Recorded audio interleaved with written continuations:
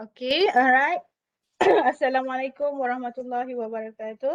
Okay, terima kasih kepada semua participants yang datang hari ini. Okay, sebelum salam Ramadan Al-Mubarak untuk semua. Untuk sebelum kita mulakan sesi perkongsian kita hari ini adalah kita mulakan dulu dengan bacaan umum kita Al-Fatihah.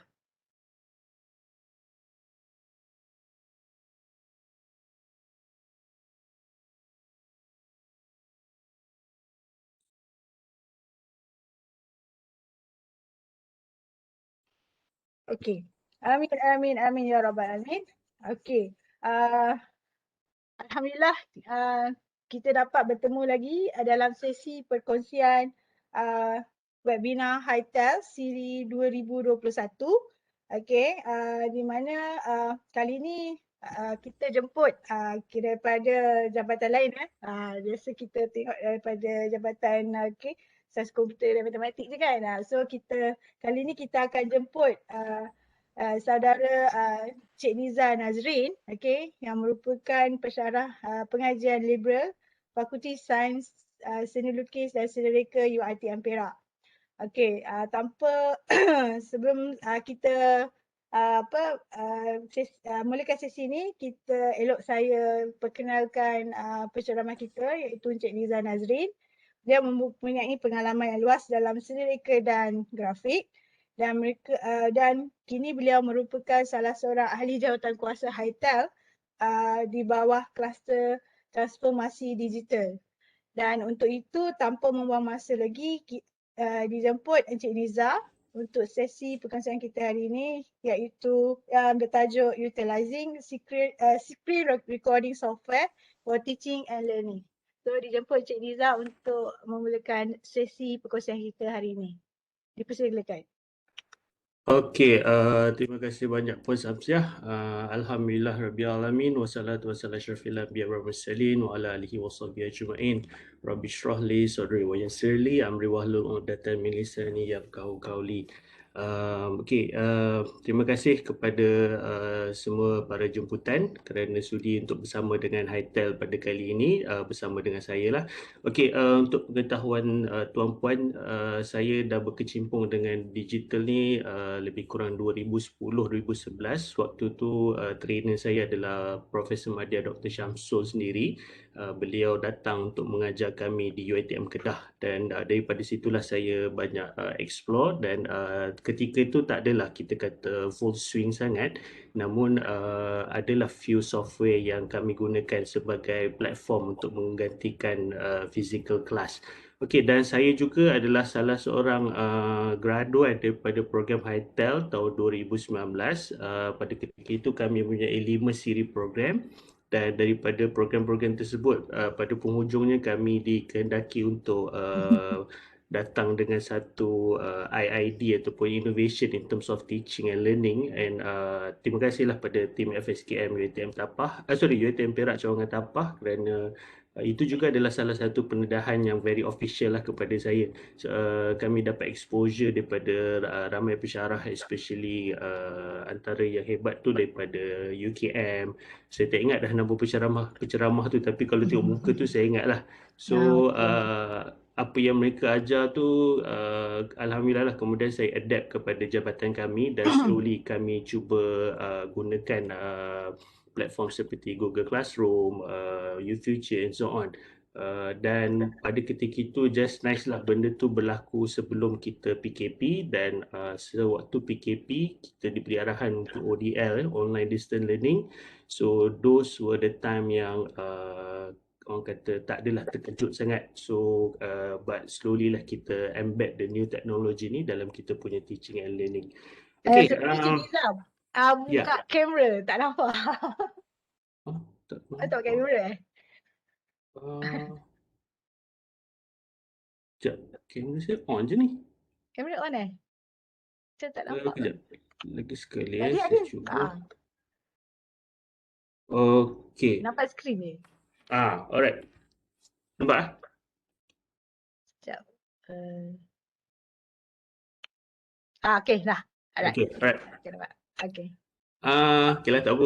Muka saya tak ada apa pun. Kita nak tengok pada skrin je lah. Okay, kita lihat kepada slide yang saya dah prepare ni. Saya lebih gemar kepada kita explain teori dulu, kemudian baru kita lihat kepada practical lah. Okay, Industrial Revolution 4.0, IR 4.0 adalah satu daripada, kita kata apa, pemangkin kepada teknologi sekarang ni.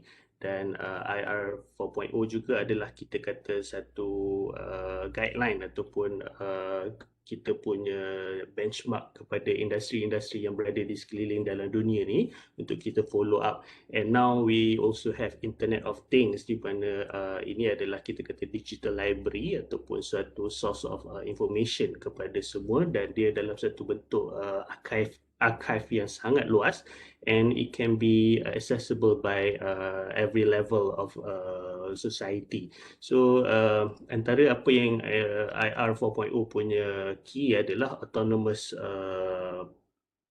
artificial intelligence. Saya ingat lagi sewaktu IR 4.0 ni disebut kan, benda ni berlaku di Eropah, tak silap saya, yang leading masa tu adalah Germany, di mana mereka menyatakan yang di dalam industri ni tadi mereka mempunyai machinery ataupun kita kata apa, peralatan di dalam factory yang tidak dikawal oleh manusia, dia dikawal oleh artificial intelligence ataupun AI.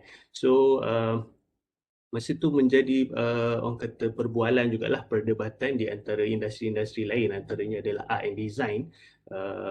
Bagaimana kami sebagai satu industri arts ni tadi dapat menceburkan diri ataupun kita kata apa, adapt kepada the updates of the technology ni tadi.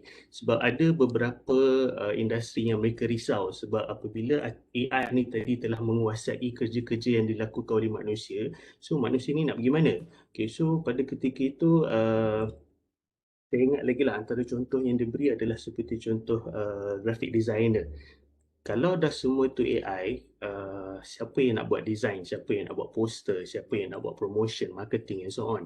So saya selalu diingatkan, AI tu yang control dia, yang create dia adalah kita sebagai manusia sendiri. So setiap apa yang dilakukan, seperti contoh sekarang ni kita tengok banyak apps ataupun software di dalam device kita, dalam laptop ke handphone ke, kita boleh edit gambar, kita boleh edit video and so on, very orang kata easily without any hassle at all.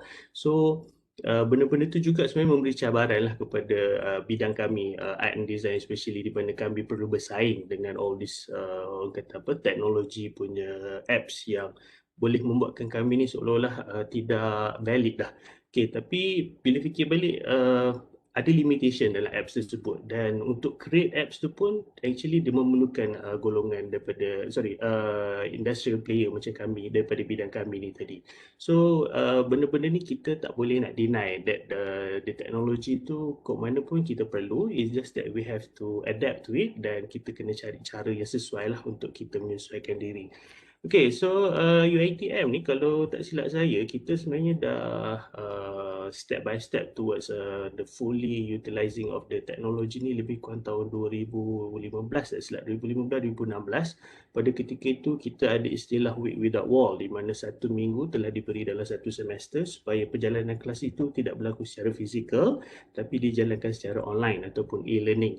So masa tu dia something yang very new to everyone, especially di UiTM. Ada yang tak tahu nak buat apa, so classes yang berlangsung banyak berlangsung secara fizikal seperti biasa.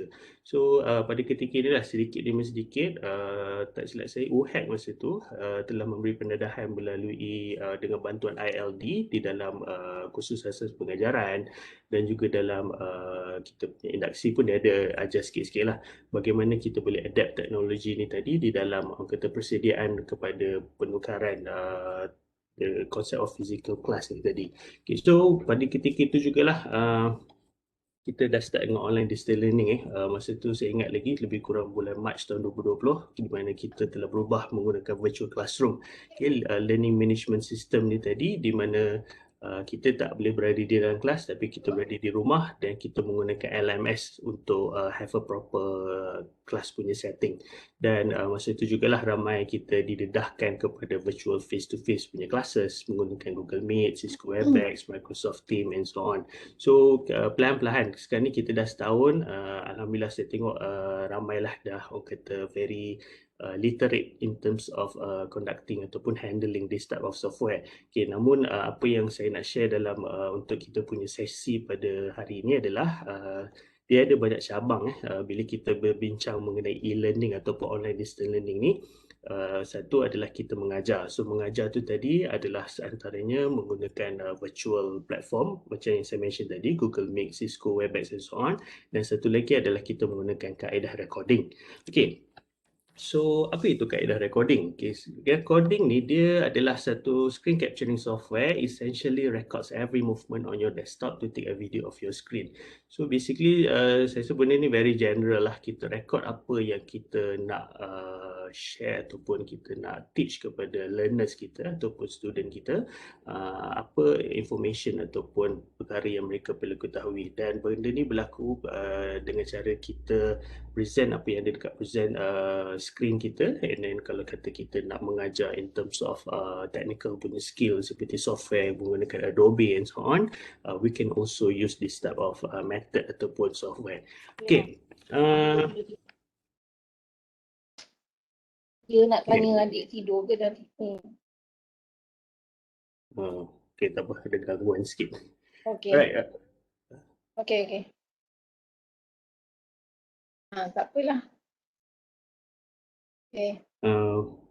Samsia? Okay, tak apa. Kita abaikan sekejap. Okay, what type of teaching method yang sesuai? Okay, yang ni pun menjadi persoalan juga bila kita berbincang mengenai kaedah untuk menggunakan virtual meeting ni tadi, apakah cara-cara dia lah. Okay, so antara yang paling sesuai adalah theoretical subjects lah yang menggunakan presentation slides dan juga technical subject pun boleh, seperti kalau kita mengajar menggunakan software. Okay, seperti contoh subjek-subjek studio ataupun lab based. Okay, yang ni mungkin tak sesuai lah sebab mereka memerlukan pengajaran daripada segi ditunjuk hands on. Okay, bagaimana nak menghasilkan sesuatu perkara tersebut. Okay, yang ni mungkin. Okay, Mama sedang di kelas. Okay, yang ni mungkin boleh kita gunakan method seperti contoh kita record dulu kaedah tersebut, lepas tu kita edit dia lah. Okay, dan dalam macam saya pun selalu setiap apa yang saya ajar, kod mana pun saya akan ajar teori dulu. Okay, supaya kita explain, supaya learners tu understand apa yang dia bakal belajar tu tadi. So kalau orang kata it's a good lah to mix teori dengan practical in a single scene one video ni tadi. Okay. Do we need recording for teaching and learning? Okay, yang ni pun ada orang kata debate ataupun perdebatan jugalah di kalangan para pensyarah. Okay, sebab antaranya adalah juga beberapa isu yang they involve lecturers punya etik ataupun keberkesanan sama ada kaedah ni sesuai ataupun tidak.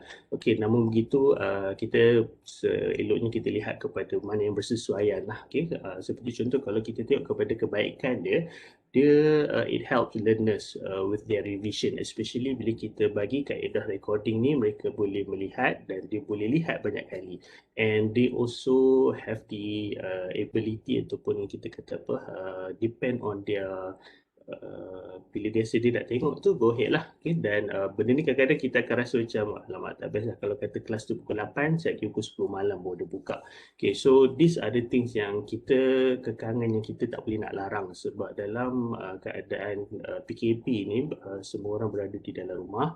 Kita sebagai pensyarah pun kita menghadapi masalah-masalah seperti berlakunya orang kata apa pertembungan tugas di antara tugas hakiki sebagai pensyarah ataupun pekerja dan juga tugas hakiki kita sebagai ayah ataupun ibu dalam satu keluarga. Okay, dan masa kita nak buat kelas tu lah saya kira anak minta ni lah, saya kira yang orang rumah suruh beli itulah macam-macam. So ini adalah antara gangguan yang kadang-kadang kita nak kata no pun kita kena faham jugalah, mereka pun kita kena bantu juga. So kaedah recording ni membantu in a way that dia tidak menetapkan satu set time di mana kelas tu perlu berlangsung pada ketika itu. Okay, dan dia sangat membantu when it comes to masalah especially network signal di antara pengajar dan learners tu tadi berlaku. Okay, ini banyak berlaku kat saya apabila saya tidak network signal dekat bahagian saya tidak kuat, dan saya sendiri apabila saya menggunakan Google Meet buat kelas, saya sendiri yang terkeluar daripada kelas tu. Okay, so yang ni tu yang saya bila saya buat kelas, saya tak boleh buat every week kelas berlangsung secara virtual. Saya perlu selang-selikan dengan recording. So yang ni itulah masalah ni bukanlah nak kata dia berlaku pada semua orang, sebab dia adalah satu masalah yang unplanned problems where kadang-kadang kita boleh dapat a very good device tapi kita punya networking pula tak best. Okay? Kadang-kadang kita boleh dapat networking yang sesuai, device kita okey tapi pelajar kita pula tak okey. So there's always something yang ada ups and down. And bila ada recording ni juga, kelebihan yang pada kita adalah there is no more cancelled classes lah due to meetings ataupun emergency yang occurred yang kita tak boleh nak avoid. So ini adalah salah satu cara untuk menggantikan balik diri kita secara fizikal. Okay, dalam tempoh setahun ni macam diri saya sendiri, saya dah siapkan recording for the whole 14 week untuk kebanyakan daripada subjek yang saya ajar. So saya kalau kata ada berlakunya satu meeting yang penting yang saya kena attend waktu kelas tersebut, saya boleh just last minute saya upload recording tersebut. But somehow untuk prepare recording ni ambil masa lah. Kita nak kena plan, kita nak kena structurekan apa yang kita nak cakap and so on. So benda ni yang pada peringkat permulaan, yes, dia menjadi satu beban. Seperti Profesor Madya Dr. Syamsul sendiri sebut, untuk kita prepare material untuk satu kod, dia ambil masa paling kurang 3 tahun. Okay, betul. Walaupun saya dah setahun practice all this secara orang kata agresif, namun saya masih rasa ada banyak kekurangan yang saya perlu tambah di dalam material saya lah. Okay, so the cons yang tak best bila kita gunakan recording ni, itulah masalah dia. Learners take academic classes ni for granted. Bila kita punya kelas tu pagi, satgi, contohlah pagi hari Isnin, satgi hari Khamis malam baru dia tengok. Okay, so ada waktu juga dia tak attend langsung kelas tu. So yang ni yang menjadi orang kata kita tak seronok lah, sebab kita nak ajar dia dan dia take for granted pula things like this. Okay, namun begitu macam saya sendirilah apa yang saya lakukan adalah di dalam video recording tu, kat situ saya selitkan soalan. So maksudnya dia kena tengok video tu dan soalan tu dia kena jawab dalam saya letak di dalam virtual classroom saya, sama ada saya guna Microsoft Teams ataupun Google Classroom. So bila dia boleh jawab soalan tu dan dia jawab dengan betul, maknanya itu adalah bukti yang dia tengok video tu. So tak kisahlah dia nak tengok pukul apa pun, as long as dia boleh jawab, saya tahu dia hadir, saya tahu dia kata apa, dia lihat kepada material yang telah disediakan. So yang itu terpulang pada kita lah, ke kreativiti kita untuk bagaimana kita membuatkan kaedah-kaedah recording ataupun virtual class ni tadi menjadi interesting. Okay, dan satu lagi constant is a single way of teaching lah. There is no question and answer punya session yang berlaku secara live. Okay, tapi bagi saya yang ni saya tak nampak sebagai satu masalah lah. Saya Yelah, kadang-kadang kan kita bila kita bercakap secara virtual ni, kita tanya faham ke tak faham, semua senyap je kan. So bagi saya tak ada beza. Kita buat virtual, kita buat recording sama je. Kat mana pun kita akan cakap sorang-sorang depan tu. But nevertheless, this is another way lah of how kita boleh deliver kita punya material tu tadi kepada student. Okay, so macam saya dah sebut tu, pro and cons tu, kita sebagai pensyarah, kita kena kreatif lah how to solve and tackle this type of problems tadi. Okay, so before kita proceed to kita punya recording, kita kena lihat kepada purpose. Okay, apa tujuan kita nak gunakan recording ni? Adakah kita nak teach ataupun kita nak share? Okay, so teaching and sharing ni adalah dua perkara yang berbeza. Sebab apa? Teaching ni lebih kepada kita prioritas of knowledge transfer, di mana kita mengajar suatu ilmu tu kepada pelajar dan kita perlu pastikan yang pelajar tersebut dia gain ataupun dia dapat ilmu yang kita ajar tu tadi. Dan antara cara untuk kita tahu tu adalah melalui assessment lah. Okay, so tapi macam sharing pula, beza dia adalah dia macam teaching, dia ajar, dia bagi tahu, tapi terpulang kepada learners ataupun audience yang terima tu tadi. Sharing ni lebih kepada partake ataupun to have in common, benda yang kita suka sama, orang kata apa, the common interest yang kita suka kepada suatu perkara tu tadi.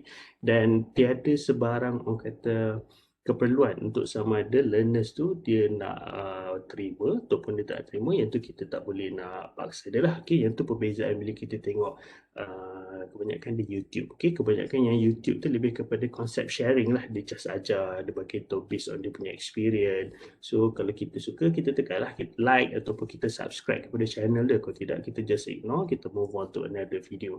So ada dua perbezaan di sini. Masalah ataupun kekangan apabila kita teach ni adalah you have to be creative in a way that kita kena get the attention of the learners tu tadi. Tapi macam sharing ni, orang kata tak kisah sangat. You nak tengok ke, you tak tengok ke, tu pula pada you. Tapi kita sebagai teacher ataupun lecturer ni, we have to make sure that the knowledge yang kita deliver tu dalam keadaan kata PKP sekarang ni, dalam keadaan tertekan dengan masalah peribadi masing-masing, pelajar masih lagi rasa seronok nak belajar, pelajar masih lagi rasa nak tahu apa benda yang dia perlu tahu tu tadi. Okay, so once kita dah decide kita nak teach ataupun nak share, kita tengok pula kepada the capability of the software tu.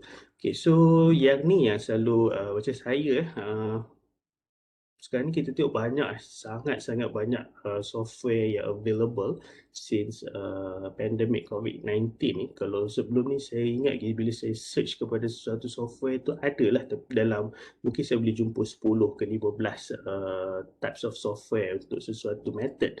Tapi sekarang ni kalau kita tengok dah jadi ceramuk dah dekat dalam Google Play Store, dalam web window shop and so on. So dia dah jadi orang kata ada competition among all these providers tu tadi. So kita tengok sama ada it is free ataupun you have to pay to get the services. But somehow yang have to pay ni pun dia tak adalah rigid sangat. Dia masih lagi kita boleh guna. Cuma adalah few kekangan dia. Okay, seperti contoh kadang-kadang ada yang free tu dia ada keluarkan watermark, lepas tu resolution dia pun dia limitkan, and then duration tak lama, sound quality pun kadang-kadang dia reduce. So these are the thing yang kita kena explore. Okay, masalah dengan digital punya software ni is kita kena rajin explore. Macam mana kita tengok anak-anak kita duk tekan-tekan pad tu lah, macam tu lah juga kita kena jadi macam diorang, kita kena keep on trying, we see mana advantage ataupun disadvantage kepada kita punya penggunaan tu tadi.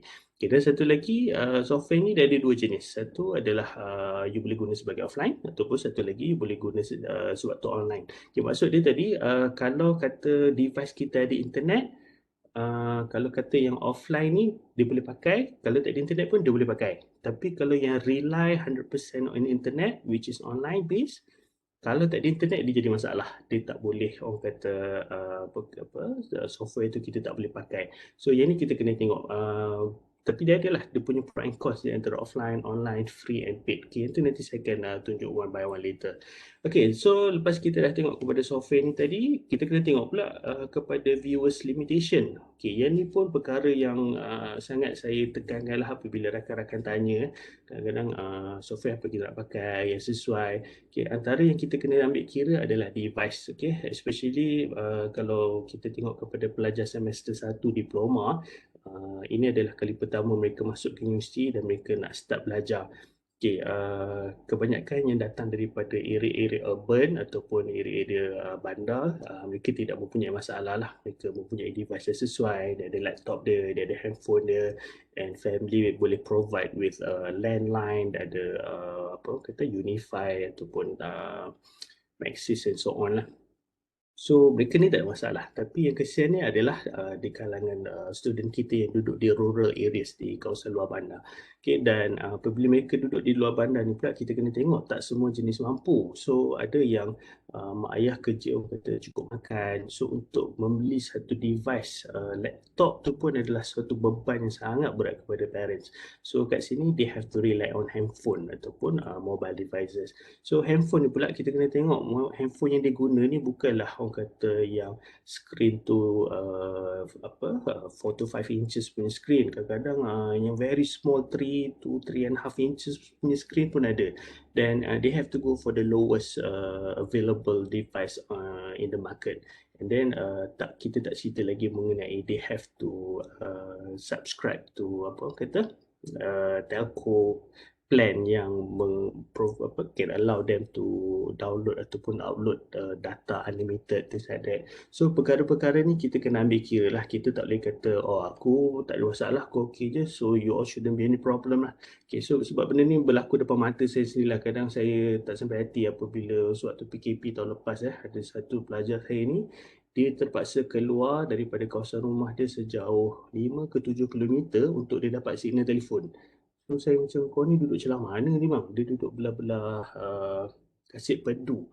And kawasan tu memang saya pernah pergi, betul, tak ada line telefon kat situ. Dan saya jadi sangat-sangat, orang kata, sebab lah. Sebab saya rasa, saya ingatkan semua okey. Rupanya ramai lagi di kalangan pelajar yang orang kata struggle. Ini itu pun tak cerita, kita tak sembang lagi mengenai keadaan keluarga dia kan. So kat situlah recording ni sesuai, di mana saya boleh upload je recording tu dan sebagai tahu kat dia, kalau boleh at least seminggu sekali, 2 minggu sekali cubalah keluar. Okay, sebab masalah dia, itulah, kalau dia keluar rumah dia dah kira keluar kawasan.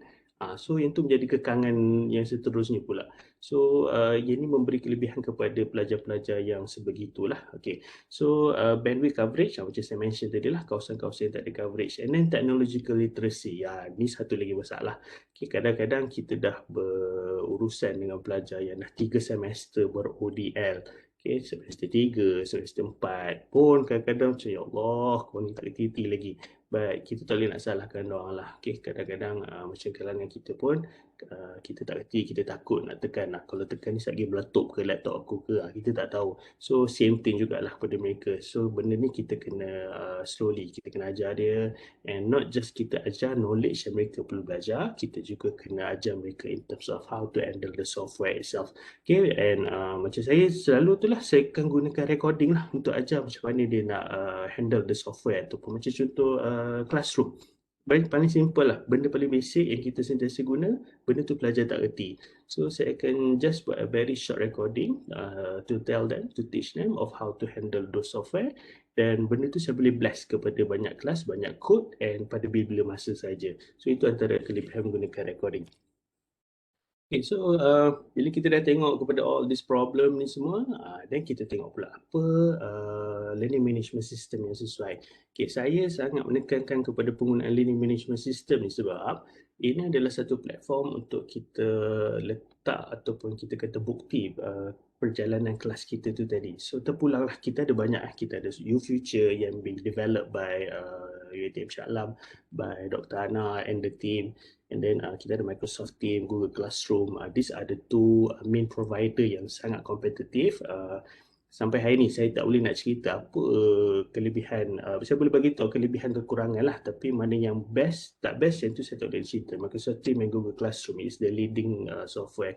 And then ada juga kalangan pensyarah menggunakan Facebook. Ini pun saya belajar daripada kawan-kawan di UiTM Kedah jugalah. Mereka ajar saya quite interesting lah. Dan others lah gunakan Padlet and so on. Okay, jadi saya nak share sikit lah. Macam contoh UFuture, saya tak pasti sama dah ada update baru. Saya tak jumpa lagi mobile apps, okay, untuk penggunaan UFuture. Yang saya tahu, kalau kita gunakan handphone, kita masih lagi memerlukan browser untuk akses kepada sistem tersebut. Tapi kalau saya silap, betulkan saya lah, sebab saya masih lagi dalam proses exploring the capability of UFuture ni tadi. Okay, macam Microsoft Team and Google Classroom, dia ada mobile apps. Okay, macam Microsoft Team untuk laptop ataupun desktop, dia ada software yang kita boleh install dalam kita punya device and kita boleh handle easily. Macam Classroom ni dia tak ada. Macam Classroom dia rely 100% kepada browser. Okay, there is no problem sangat lah, sebab dia punya software pun, dia punya kita kata apa, produk tu tak adalah heavy sangat. And bila guna kat handphone ada mobile apps, that is really helpful. Macam Facebook ni, okay, dia adalah everyone ada Facebook punya mobile apps. Okay, satu benda yang saya ramai tak perasan perbezaan di antara UFuture, Microsoft Teams, Classroom dan Facebook ni adalah kalau kita tengok kepada line telefon ataupun telco punya data plan, ada pecahan seperti contoh boleh tengok YouTube unlimited, boleh tengok social media unlimited, tapi bila browse ada 1 gig ataupun 2 gig punya limitation and so on.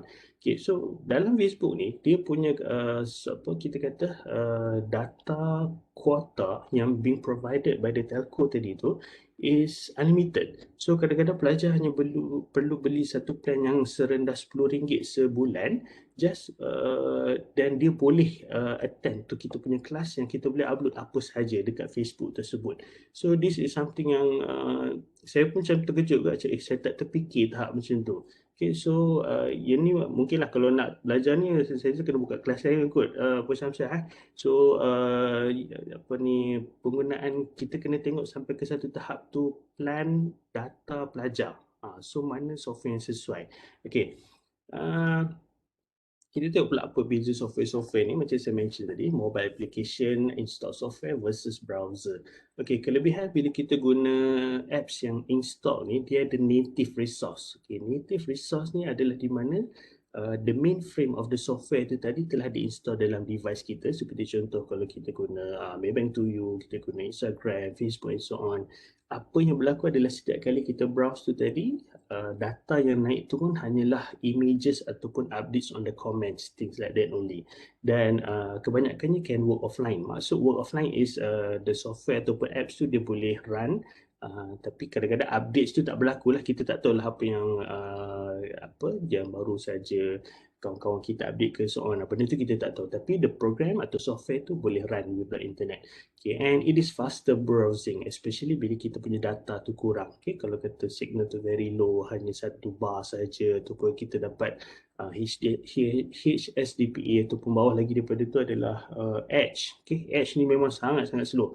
Kadang-kadang Edge tu pun dia boleh tolong, dia cuba tarik lah banyak mana pun. So the software can still be, kita boleh still access dan kita boleh dapat apa yang kita nak lah. Okay.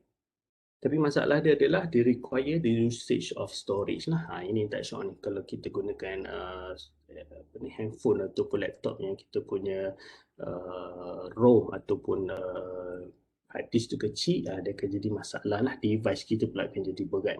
Dan satu lagi masalah adalah setiap kali kita install tu tadi, dia akan require lots of updates dan setiap data-data yang masuk tu dia akan store dalam device kita. Yang tu tak best. Tapi bila kita nak handle hari-hari, dia jadi sangat-sangat laju, sangat-sangat mudah. Okay, so another option is kita tak perlu install semua ni, kita gunakan browser saja. Okay, bila guna browser ni yang tak best dia satu is setiap kali kita akses kepada software tu ataupun web tu, data akan being downloaded daripada first sampai hujung. Maksudnya kalau kata kita buka tu dia keluar menu, dia keluar gambar everything. Hari ni kita download, kita view, besok tu bila kita buka lagi dia akan buat benda yang sama. So it acquire more data compared to kalau kita install lah. Okay, so dia juga rely on active internet dan yang kelebihan dia adalah dia tidak membebankan kita punya device. Okay, yang ni banyak berlaku kepada para pelajar saya yang dia punya device tu sangat limited, not kata storage tak besar and so on. Saya advise, okay, kalau susah sangat tak perlu install tapi you guna browser. Tapi kesian jugalah sebab setiap kali dia buka material teaching tu, benda tu tarik dia punya data. So, tapi sekarang kita tengok banyaklah company yang provide with data yang quite cheap lah, affordable compared to 1 to 2 years before. So, yang ni terpulang kepada masing-masing. Kalau rasa device tu sesuai, capable, you can go for install app. Tapi kalau rasa tak sesuai, you boleh guna browser saja. Tapi macam saya lebih suka install lah sebab benda tu akan membantu saya buat kerja tu lebih cepat. Okay, dan Chrome, dia ada Chrome extension. Okay, saya rasa semua dah aware Chrome extension ni di mana dia install software ataupun keperluan harian kita di dalam browser tu itself. Okay, tanpa benda tu being downloaded 100%. Okay, walaupun dia extension tapi sebenarnya dia install juga. Cuma dia install tu tak se-heavy kalau kita gunakan software yang third party yang require macam contoh Adobe lah. Saya suka refer pada Adobe sebab dia punya data tu sekali install sampai 3-4 gig. That is something yang kalau kita cerita 20 tahun lepas, 25 tahun lepas, saya ingat lagi untuk install satu game hanya require 4 MB saja. Saya ingat game masa tu tahun 1997, dan after that dia pelan-pelan naik 100 MB, 200 MB, dan sekarang ni bila nak install game saja it will require at least 2 to 4 GB of your hard disk. So tapi tak katalah bila kita tengok kepada the detailing of the software ataupun games tu, dia lagi cantik, dia lagi interesting. Okay, so these are the things yang minta maaf lah saya share sebab kita kena faham juga, sebab saya mengajar sejarah dekat Fakulti Seni Lukis Seni Reka. So setiap kali saya nak pelajar saya faham, saya akan cerita benda-benda lepas. So bila kita nampak ada flow tadi baru kita understand why that thing happen that way. So daripada situlah kadang-kadang orang kata apa, komen ataupun rasa tak puas hati tu tadi terjawab lah. Oh, rupanya dia jadi macam ni sebab macam ni. Okay, so right, now kita dah decide on everything. Kita kena fokus lah on apa sebenarnya yang kita nak buat, which is kita nak fokus on the knowledge transfer. Okay, so dalam keadaan kita knowledge transfer ni tadi,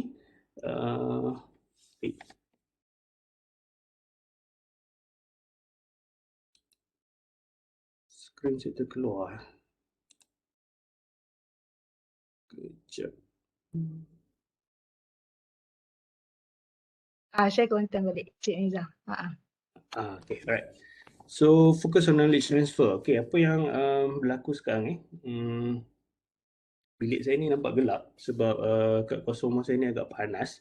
So bila dia panas, dia memberi kesan kepada device saya lah. Okay, so sekarang ni untuk memastikan device saya run smoothly, I have to make sure the room temperature is suitable, sejuk, tak membebankan, dan device tu tak panas. Okay, sebab saya semua faham lah bila device tu panas, masa tu lah kita tengok device kita lagging, tak perform well. Kadang kita buka pun ambil masa few second untuk dia open. Kadang type pun 3 saat lepas tu baru keluar ABC tu tadi kan. Okay, so yang ni benda-benda kita kena ambil tahu lah. Okay, selain daripada tu sound clarity. Okay, sound clarity ni yang benda yang sangat orang kata important bila kita bercakap tu tadi. Kadang-kadang kita rasa kita dengar suara kita sedap, clear, tapi dia record ataupun audience dengar tu tak clear. So antara faktor yang kita kena tengok adalah kepada kita punya accessories lah pula. Okay, sama ada accessories tu bermasalah, especially kalau kita punya device tu dah lebih daripada 2 ke 3 tahun. Benda ni sebenarnya masalah macam speaker. Kalau kita biasa pasang lagu kuat-kuat kat speaker, you tunggu dalam 3-4 tahun lepas tu dia akan rosak. Okay, that is because of the usage yang kita guna tu tadilah, is quite extensive. So perkara-perkara macam ni kita kena jaga. Dan surrounding, okay, macam contoh kadang-kadang bunyi kereta api belakang rumah, bunyi ayam, kadang jiran sebelah potong rumput, masa tu lah. So inilah cabaran-cabaran bila kita buat ODL tadi. Okay, dan selain daripada itu image quality lah, yang ni kita kena tengok juga, especially kalau subjek yang diajar ni tadi adalah subjek yang require, kita kata apa, macam subjek saya art history, saya require lots of saya present gambar untuk student understand. Okay, and then kalau ada video lah, okay, kalau video ni macam contoh kadang-kadang saya selitkan juga video-video daripada YouTube, contoh the explanation yang saya tak boleh nak explain, hanya daripada video tu saja yang boleh dapat. So benda-benda macam tu pun kita kena tengok juga quality dia in terms of sound, in terms of resolution of the video, the smooth ataupun tidak. Okay, dan last sekali is kalau kita menggunakan device lama, contoh dia tak ada kamera, kita kena pasang external camera dan juga kena pasang external mic. So benda-benda macam ni kita kena tengok. Kadang-kadang kita kena spend duit sikit lah. Okay, macam contoh saya gunakan earplug ni. Okay, so earplug ni is quite cheap lah. Bagi saya quite cheap, RM60. Dan kualiti yang saya dapat tu adalah equal to device yang RM300 to RM600.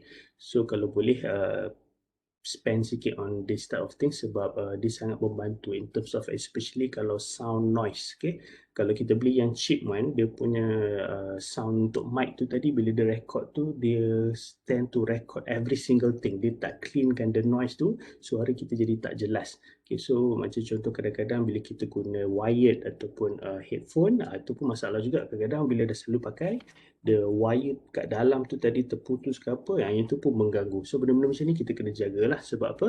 Bila recording tu tak jadi smooth, suara tak clear, student atau learner yang tengok video kita pun akan jadi tak seronok. So the knowledge transfer process tu tak berlaku. Okay, Kita tengok pada format. Okay, format ni penting sebab kadang-kadang kita silap ataupun kita confuse lah. Okay, antara dua format yang selalunya famous ataupun common yang digunakan adalah AVI ataupun MPEG. Okay, Audio Video Interleave and also MPEG-4 lah.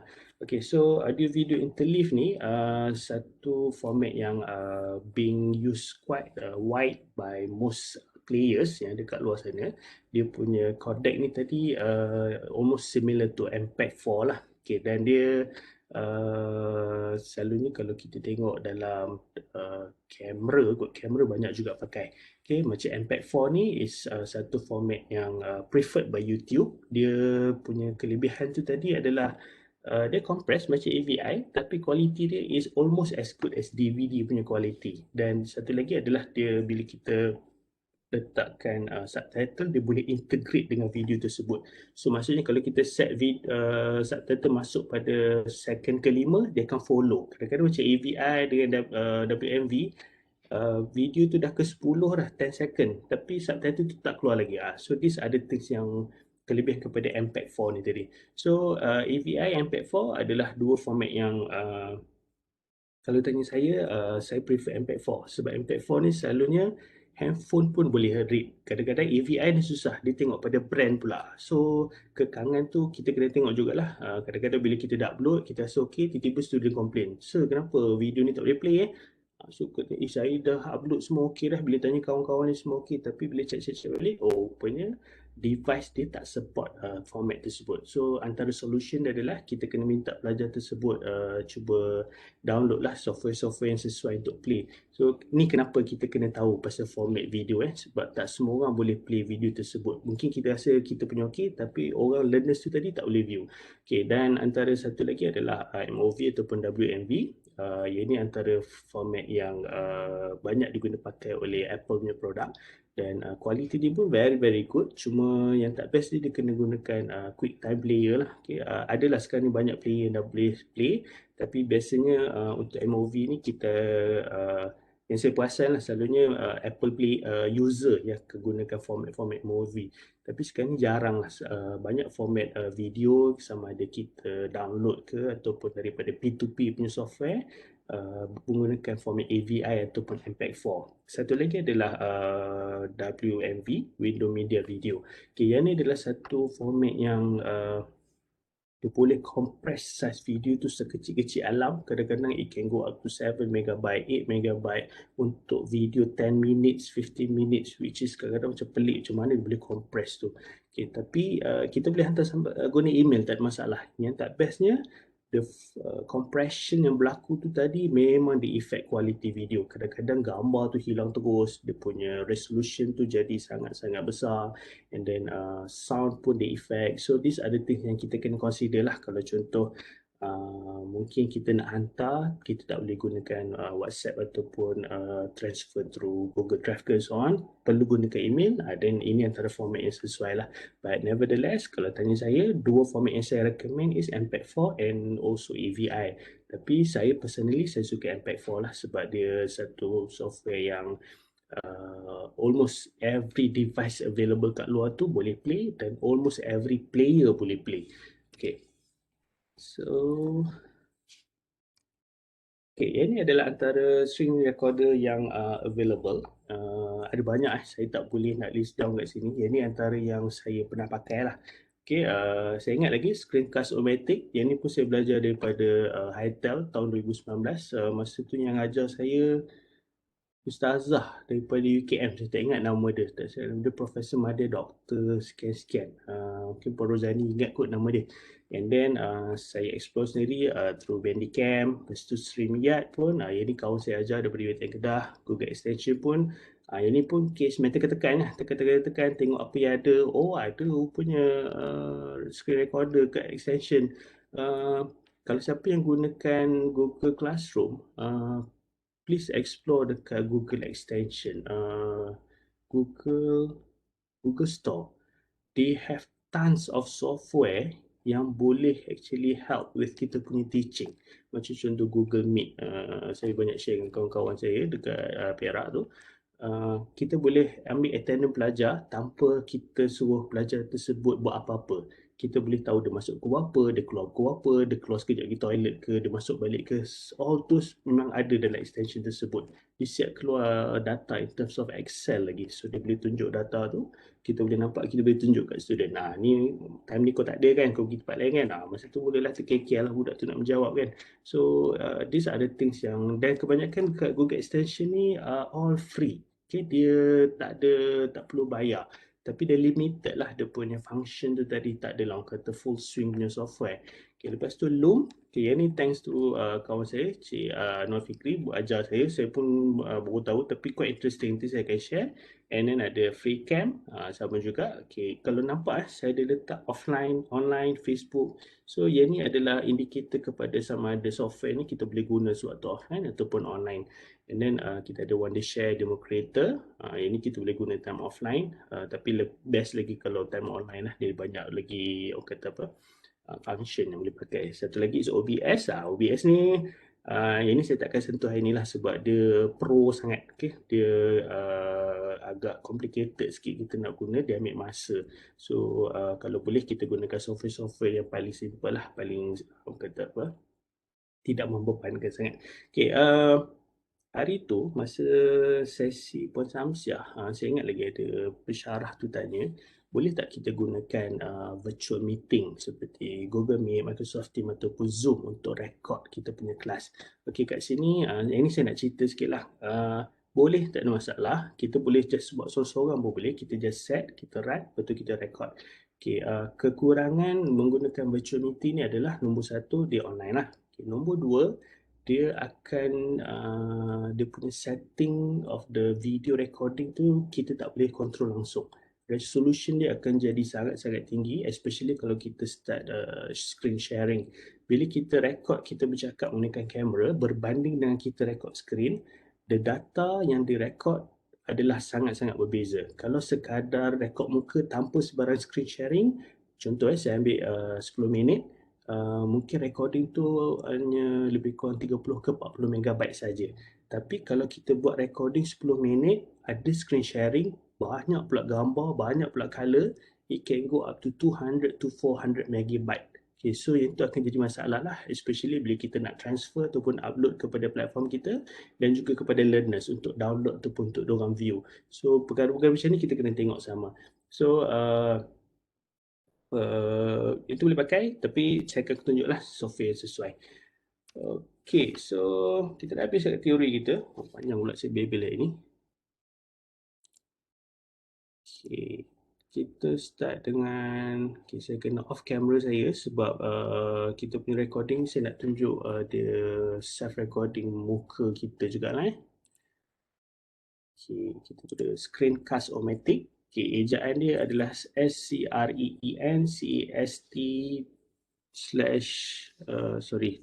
-O-Matic MATIC. Okay, kejap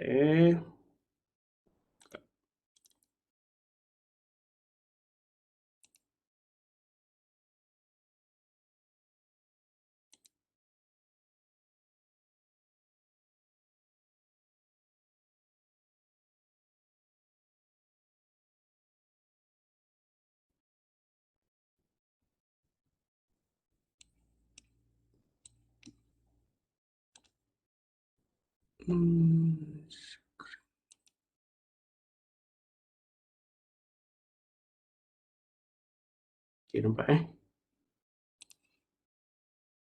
Okay, dia adalah Screencast-O-Matic, antara software recording yang sangat simple. Okay, yang ni yang free version. Okay, dia ada solo plan, I have a team plan, launch free recorder. Okay, so kalau tuan-puan download software ni, just klik pada launch free recorder. So dia akan straight kepada recording punya software lah. Okay, kejap dia ambil masa sikit. Right. Okay, seperti yang tuan-puan nampak sekarang ni, apa yang dekat bawah ni adalah function dia. Okay, dia ada screenshot, dia boleh record, and then dia boleh edit tapi limited lah, and then dia boleh upload. Okay, so this orang kata yang saya kerap gunalah sebab dia memang sekali tekan je. Kita tekan je recorder tu, so nanti dia akan keluar satu function di sebelah kiri. Okay, kalau nampak Okay, sekarang ni nampak. Okay, ini muka saya ni. Okay, so kat sini saya boleh adjust kamera saya ni duduk kat mana. So dia ada option lah, sama ada saya nak letak muka saya full screen ataupun saya nak letak macam ni.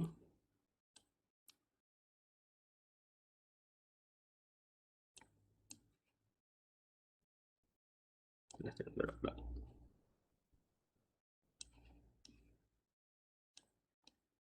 Kejap ni.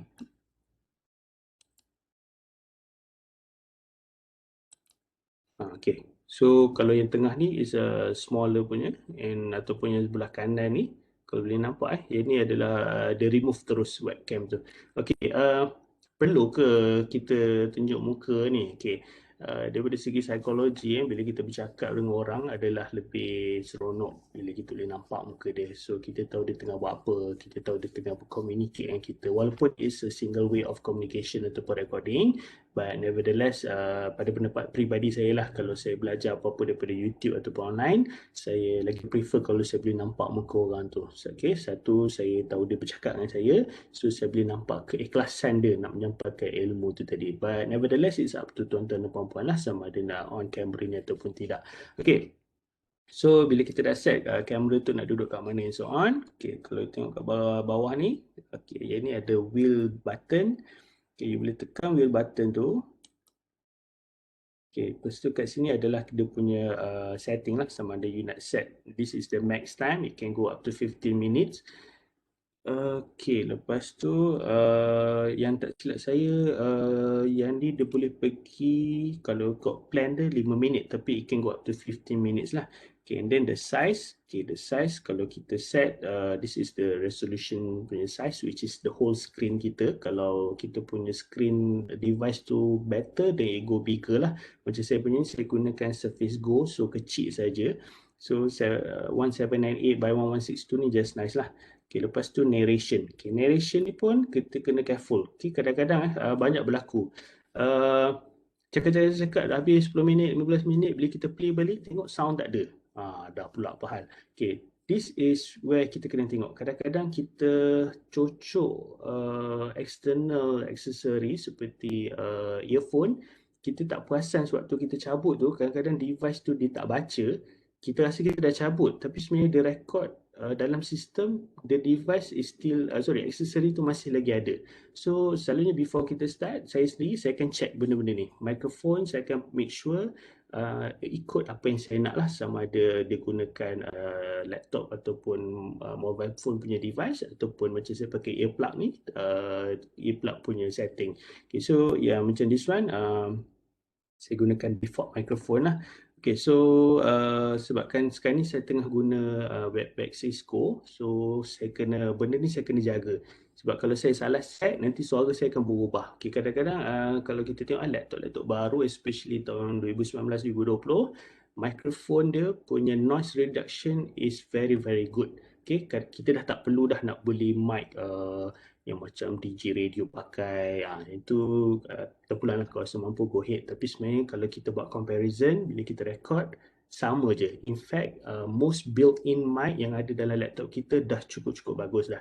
Kecuali bila kita dah kerap sangat pakai, macam device saya ni, saya dah start perasan dah noise reduction tu dah jadi kurang. Saya dah start dengar ada bunyi-bunyi bising, saya dah start dengar dia boleh capture sound surrounding. So bila jadi macam tu, barulah kita go for external punya mic. Okay. So kita dah set semua tu, mic dia macam mana and so on. So kat sini saya lupa kat atas ni ada 3 pilihan, sama ada anda nak record screen saja ataupun anda nak record muka anda saja, which is the webcam. Okay, ataupun kita nak record both lah. Okay, so dia capture screen dan also dia punya muka kita. Okay, so once semua setting tu dah okay, you just tekan button record bawah ni. So dia akan ada indicator, timer. So get ready lah, 1, 2, 3, and then kita just record whatever that we want to say. Dan sambil tu untuk kita tunjuk tu, saya just gerak-gerak. Okay, macam screencast Somatic ni, sambil kita bercakap tu kita boleh gerakkan kita punya kamera ni. Webcam punya screen. Okay, mungkin kadang-kadang tertanya juga kenapa benda tu kita nak kena, orang kata nak kena particular. Okay, contoh bila saya Okay, saya besarkan skrin ni. Okay, kadang-kadang bila kita tengah bercakap tu tadi, slide-slide kita tu ada masa kita terlupa. So, bahagian kosong ni macam this one belah kiri. So, sambil ni lah saya gerakkan saya punya skrin tu. Okay, macam this one, okay, nanti saya ubah balik kat sini. So, it all depend on your recording plan macam mana. Tapi selalunya saya akan plan lah slide saya akan tinggalkan certain area kosong untuk saya letak webcam screen saya tu tadi. Okay, so itu sahaja untuk screencast automatic. Okay, sudah habis, kita press pause. Okay, so kat sini ada button play. Okay, you boleh play. Okay, dia tengah render. Okay, nampak tak? Tengah bergerak. Okay, ni saya tak gerak. Ini recording ni. Okay, so once it's done, kita klik je kat done ni.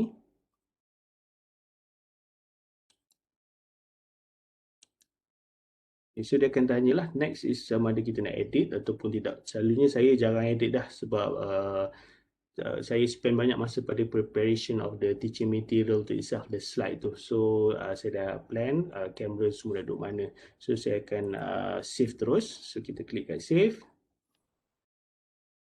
Sekejap Okay, so this is how dia punya setting dah. So kita boleh nampak lah sound and so on.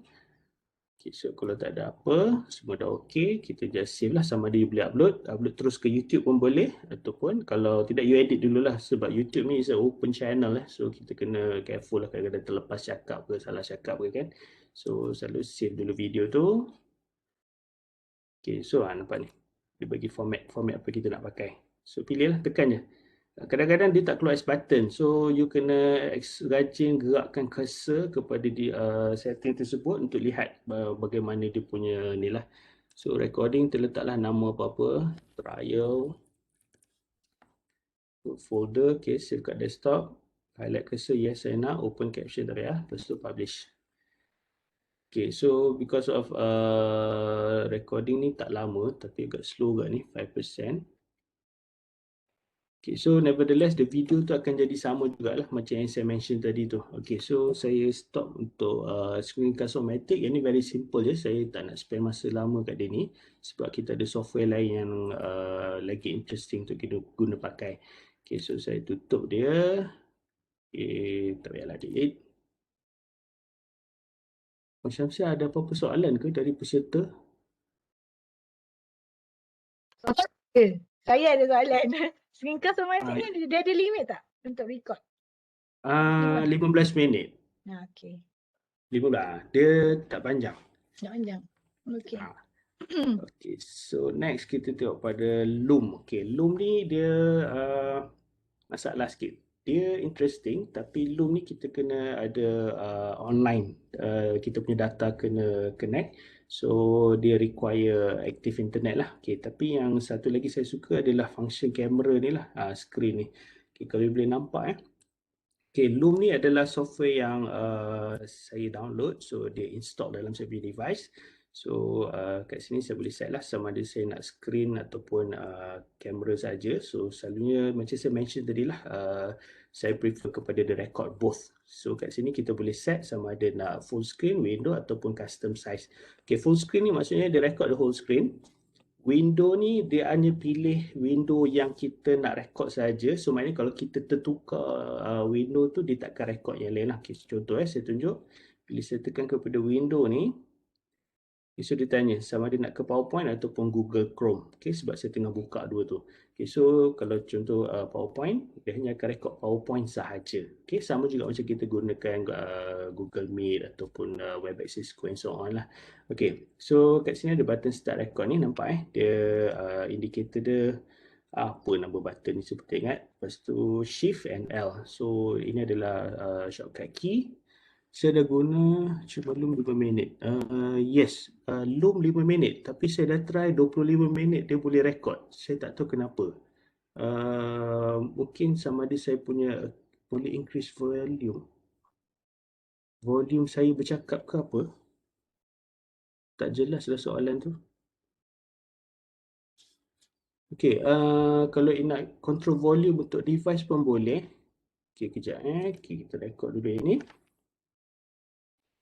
Okay, so sambil kita record tu, sama juga macam screencast-o-matic tadi. Kalau kita tengok pada kamera muka saya bawah ni, dia ada 3 dot ni.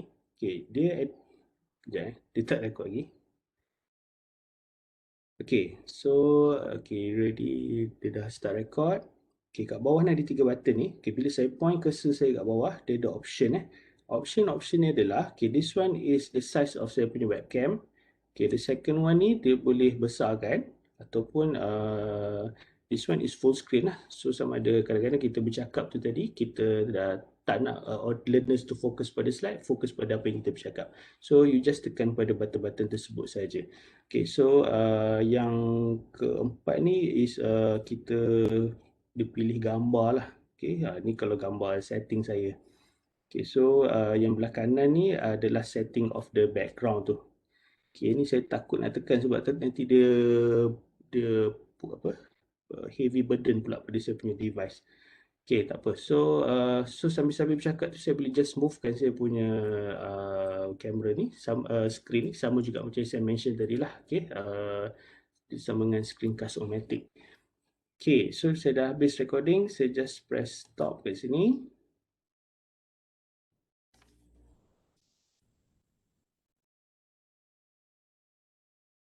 Okay, minta maaf kalau dia lambat sikit sebab ni yang saya risau bila buat virtual meeting lepas tu kita guna software online ni. Ni masalah dia mengganggu. Okay, kejap.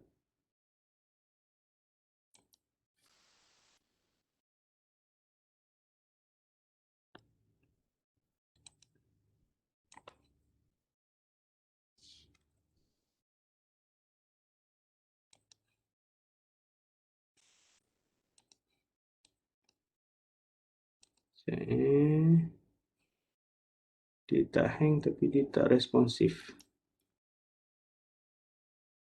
Okay.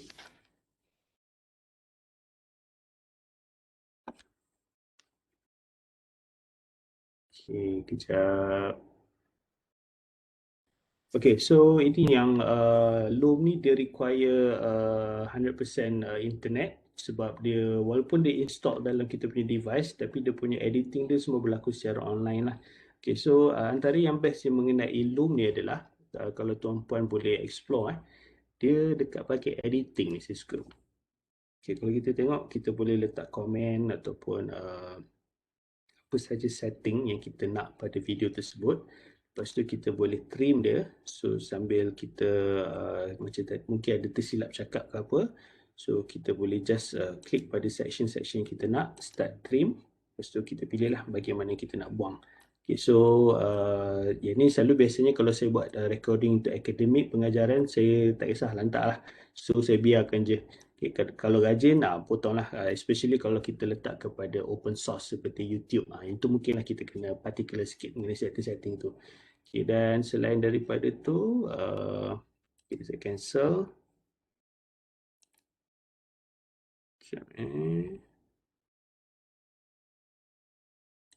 Tentu video. Okay, so dia satu lagi adalah call to action. Okay, call to action ni adalah function di mana kita boleh letak button kat situ. Kita pulanglah, letaklah attendant ke apa. So kita letak link Google form ke whatever link untuk attendant. So letak color, adjust all the colors and everything. Contoh saya ubah color dia.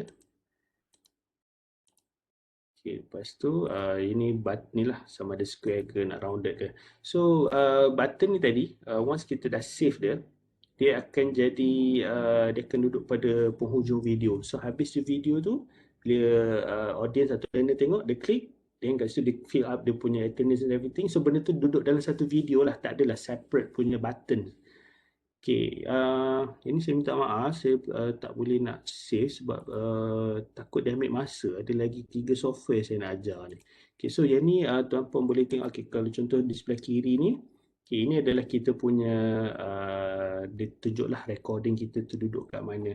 Okay, macam tadi tu saya tak save, so dia hanya duduk sebagai satu video yang orang kata unedited punya video lah. Okay, so yang ni kalau kita share, Lepas tu Team. Yang ni antara Loom ni antara software yang dia boleh guna untuk kita punya virtual classroom jugalah, tapi limited capability. Okay, so ada yang start, kita fokus ke dia. Okay, Loom tak silap saya yang free saya tunjuk dia punya packages yang ada. Dia ada limitation in terms of how many recordings yang allowed. Okay, kalau yang free tak silap kat sini dia tulis 5 minute recording length, but saya dah try 25 minit, 28 minutes, tak ada masalah, dan saya boleh download video tersebut masuk dalam laptop saya dan saya boleh upload kepada tempat lain, tak ada sebarang problem.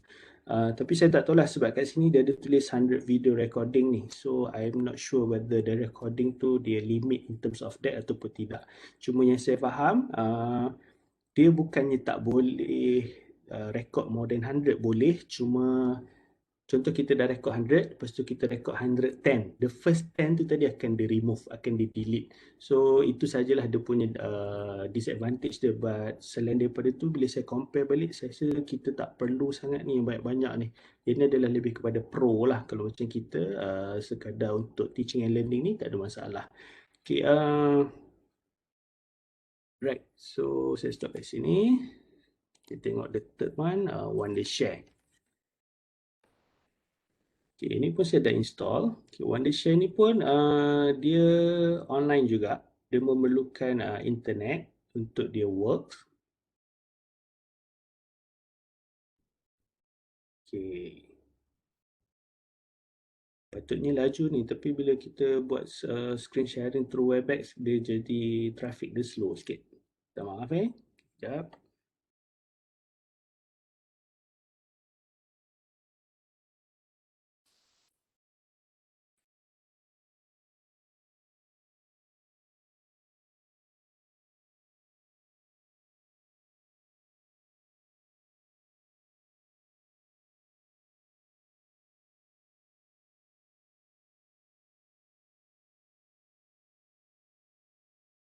Okay, basically sama je. Dia ada button record, dia ada video editor. Cuma Wondershare ni tak silap saya dia adalah satu company yang memang fokus on video editing sebelum ni.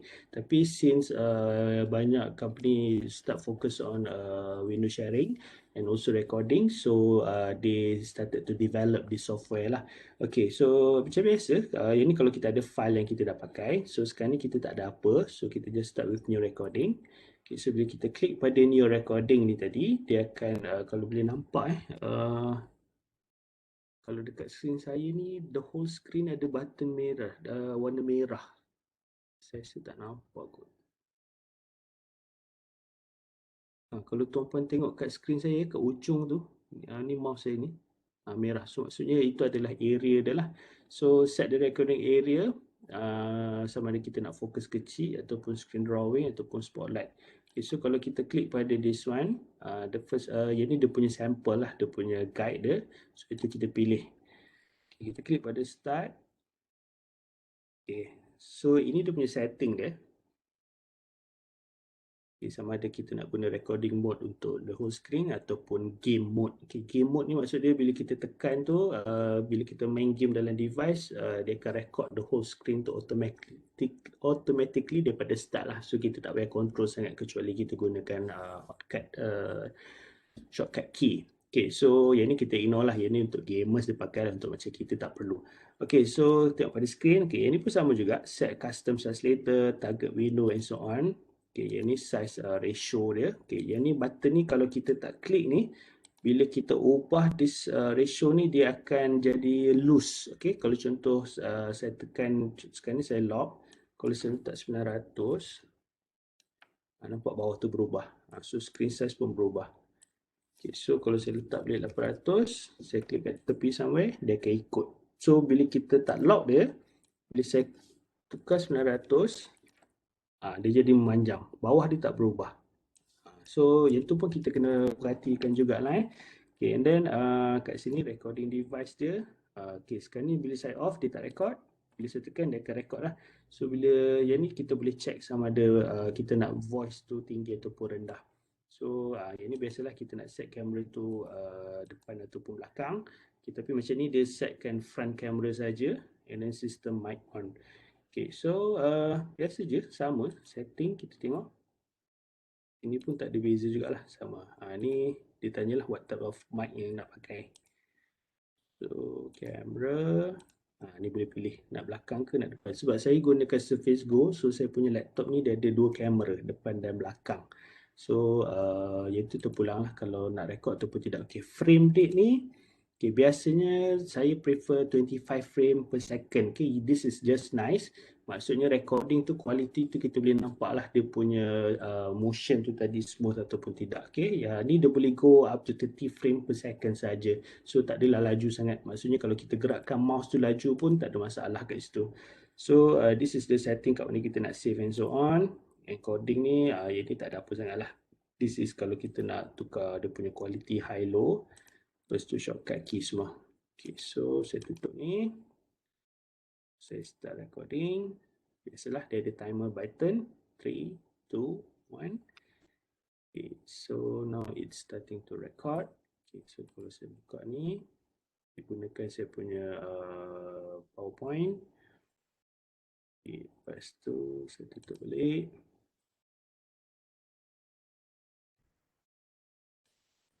Okay. Sebab saya tak hafal shortcut key dia, so saya kena buka balik lah. So saya just stop.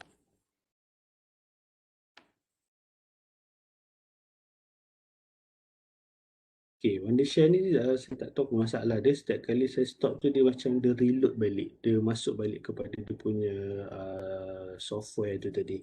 Okay, so this thing it takes time jugalah. Okay, Wondershare ni antara yang quality dia quite good. So far saya tengok dia punya recording tu tak ada limit. Saya tak sure kalau dia limit pada 10 to 15 minutes. Okay, so bila kita dah masuk tu dia akan keluar kat sini lah. Okay, this is dia punya recording area dia. So dia bawa masuk video. So this is kita punya video. Okay, beza dia adalah sebabkan dia provide tu together with editing punya software. So kita boleh gunakan banyak setting kat sebelah kiri ni. Okay, you nak masukkan teks ke dalam you punya video, just tarik bawah. Letak kat situ. Taklah apa-apa. Title trial. So ubahlah kita punya size ke typo jenis macam mana. So kita try play tengok. Nampak dia keluar tu. Buatlah sikit. Lepas tu bolehlah letak opener ke credit ke. Ini semua kena explore lah ni.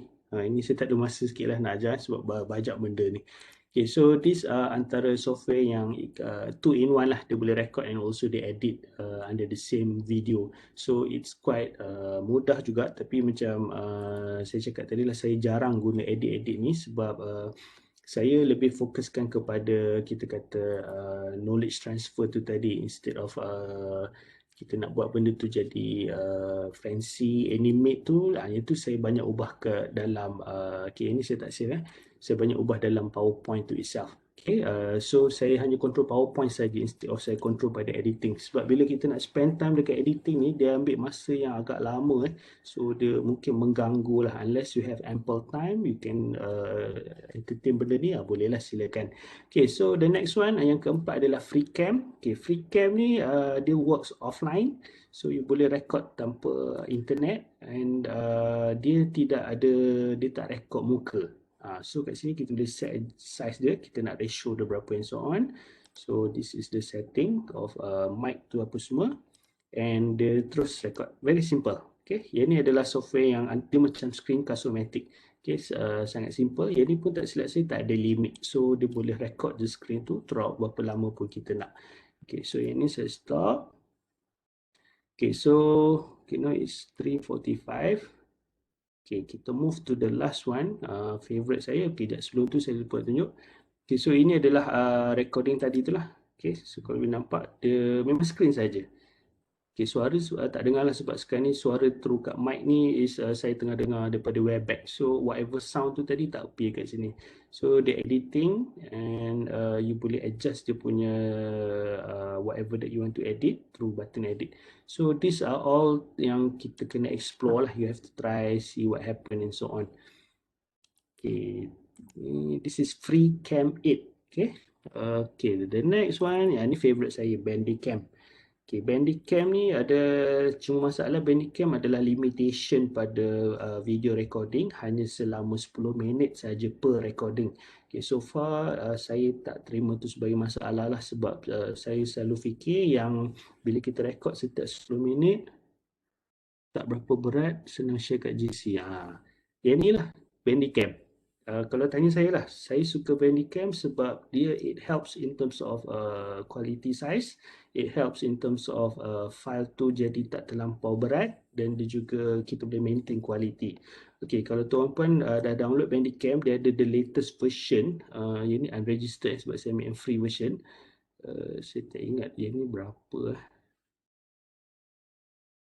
Ada, nanti tuan-puan tengoklah bila download tu, dia ada the latest version. Yang saya punya ni saya baru update. Okay, kita tengok kat sini. Okay, these are the recording punya setting. Dia ada recording area, rectangle or full screen. Okay, saya tak cerita tadi. Full screen is kita record the whole screen. Rectangle ni kita dia ada bagi ratio, maknanya kita boleh select mana nak record. Okay, yang saya suka is select recording area ni. Okay, contoh dia, bila saya buka PowerPoint, bila saya letak full screen, kadang-kadang bila nak record tu, saya nak saya punya presentation tu smooth, saya gunakan presenter view. So I can see what's my next slide is all about. Kadang-kadang saya boleh tulis note terus. So saya punya recording tu jadi sangat smooth, nampak macam pro lah kan.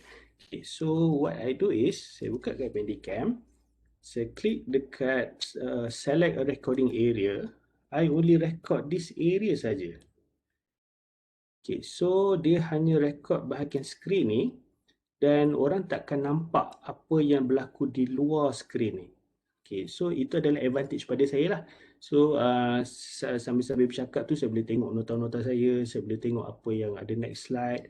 So I can plan my presentation, and orang kata dia tak nampak jagged, tak nampak macam kadang-kadang kita cakap-cakap macam alamak next slide ni lain. Benda tu tak berlaku, dia kurang lah berlaku. Okay. So, okay, saya tutup sini.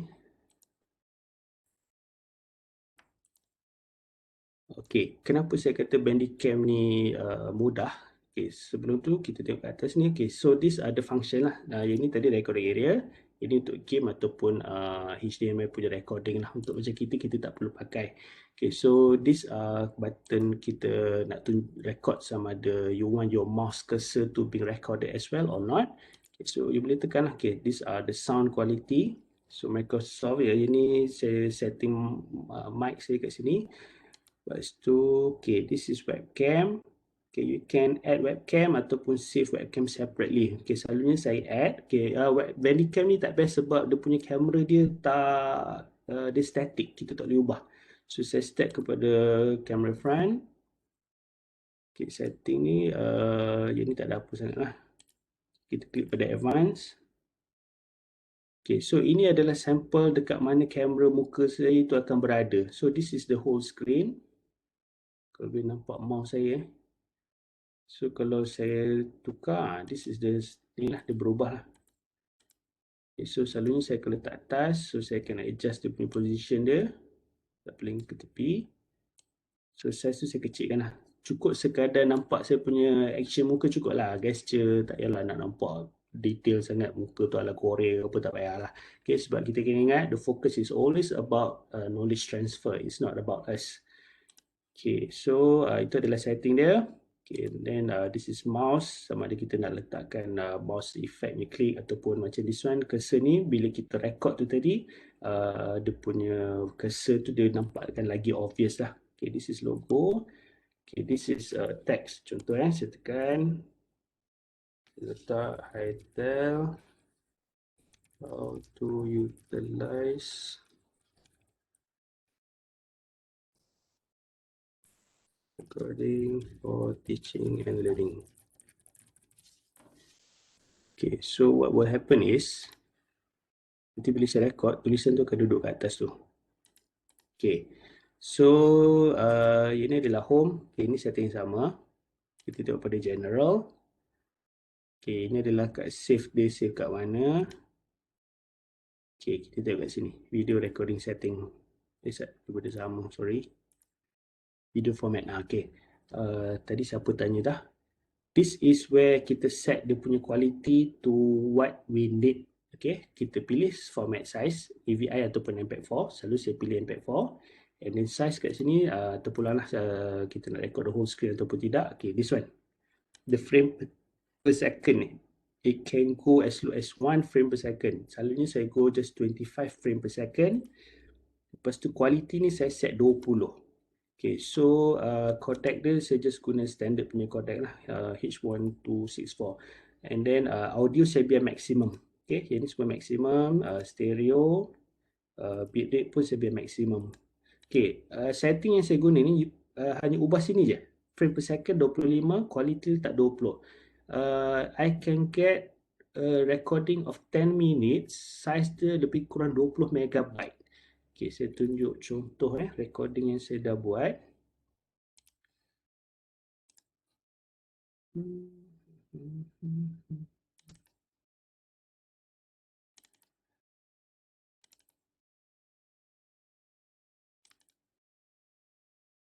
Okay, so setiap daripada video ni hanya 10 minit. Sekejap, besar pula. Ni, nampak saiz dia. 20 megabyte, tak nampak.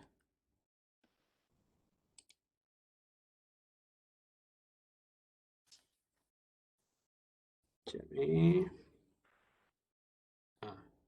This is a 10 minutes duration punya video. Dia punya size is roughly 20 megabyte.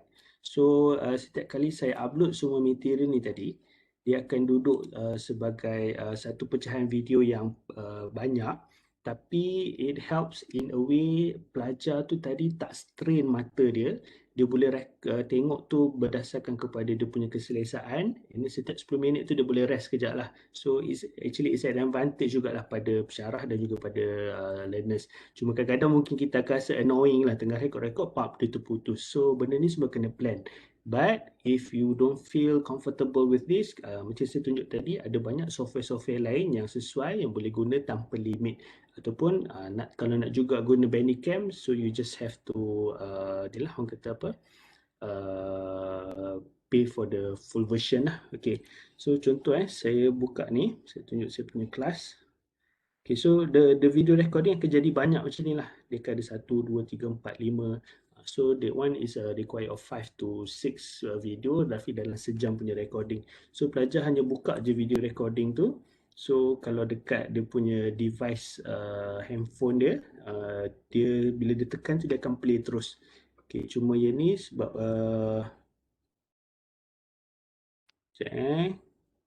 ambil masa sikit. So sebabkan saya gunakan laptop, so dia tunjuk tu full version lah, saya boleh nampak the whole thing. Okay, so ni tak apalah, saya tutup lah, ni tak penting pun.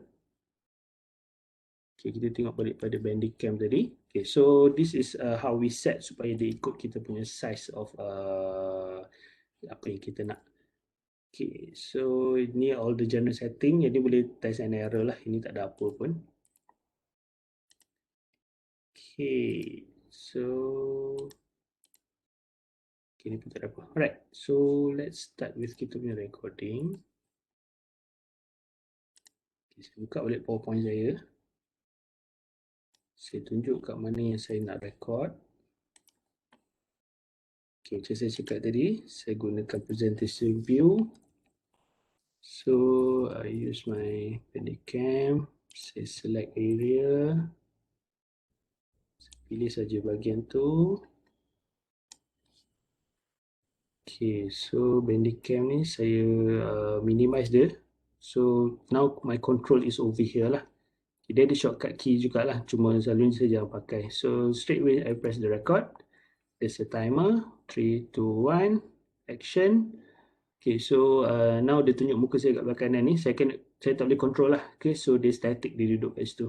Okay, so there's a timer atas ni, kalau tuan-puan nampak so the timer the one yang help saya nak tahu recording saya ni dah nak habis ataupun tidak. So every time dia nak reach 10 minutes, saya akan stop recording lah. I will tell my student, okay, I'll stop, I'll be stopping here, I'll see you on the next video and so on. So this sebenarnya tak ada masalah pun. Okay, cuma macam saya kata lah, a bit annoying lah, you have to record every 10 minutes. Okay, so once kadang-kadang ada gangguan ke apa, kita boleh terus pause saja, so the recording will stop for a while and then later you boleh continue balik. Okay, then if you are done, you can just stop terus. So video tersebut dia akan berada di, kita buka balik Bandicam. Okay, kat atas ni kau boleh nampak ini adalah kat mana dia punya recording file lah. Okay, so dia duduk kat sini. So these are the two format yang diberi. Satu MPEG-4, yang ni saya tak sure ni apa. Ni MPEG-4 juga ni. Cuma dia bagi dua oh, this is WAV file. Okay, yang ni selalunya file yang saya pun tak tahu macam nak explain. Raw file lah kot kalau istilah fotografer. So saya play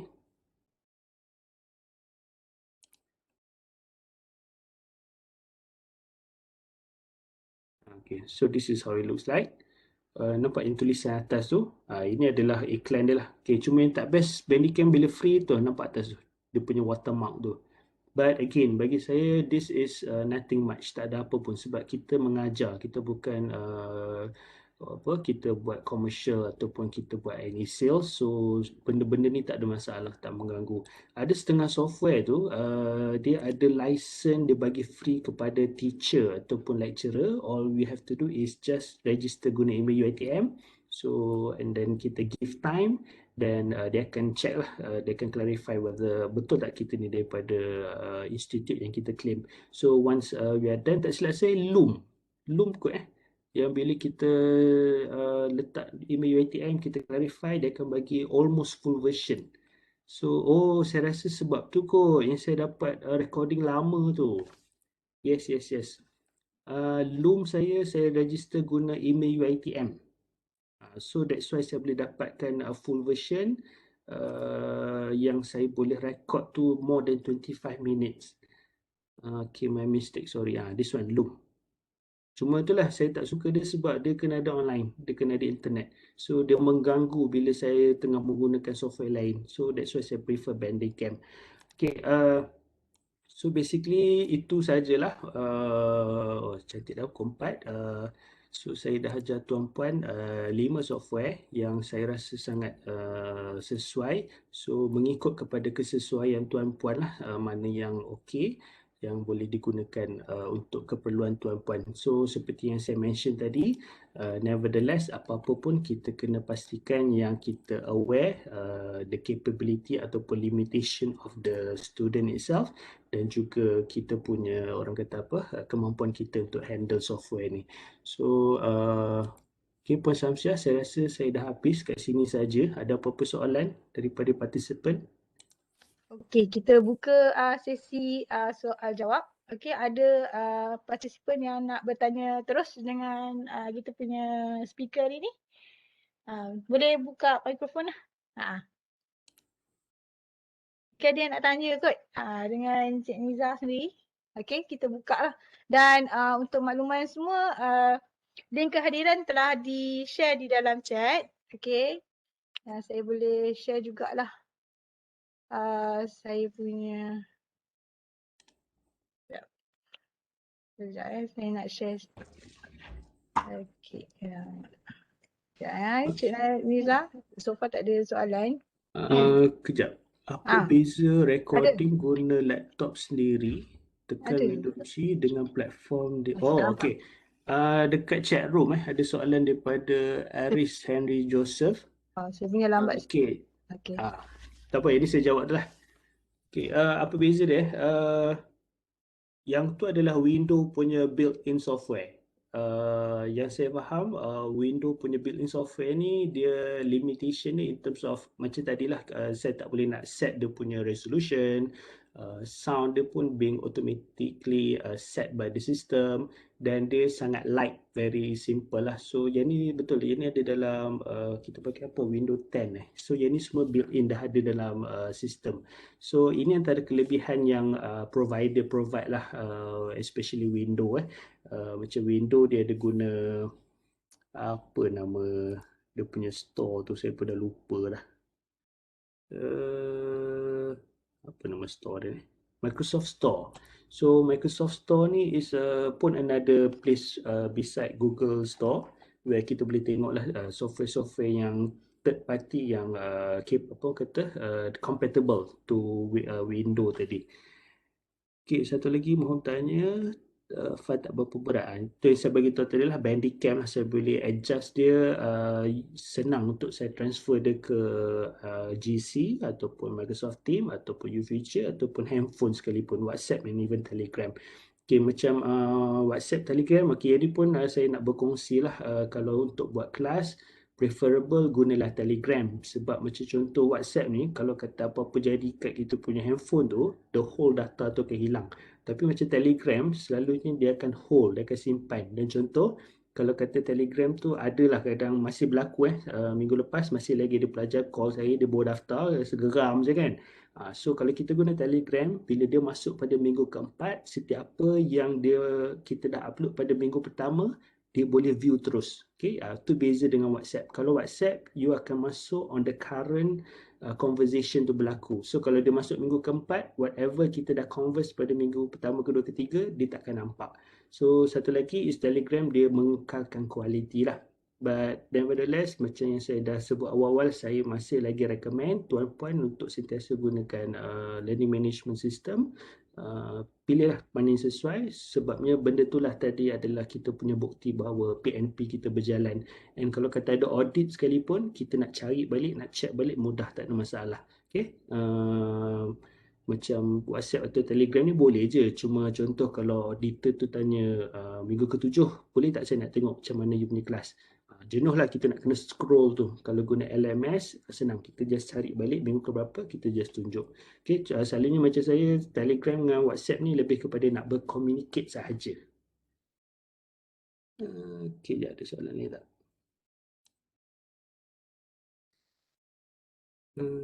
Tak ada soalan kot, Puan Samsyah? Cik Niza, saya nak tanya soalan. Ya. Siapa Okey, tu? saya daripada UiTM Sarawak, Aida. Ya, Puan Aida. Okey, saya pakai OBS sekarang ni. Saya start pakai OBS. Very interesting lah, student happy.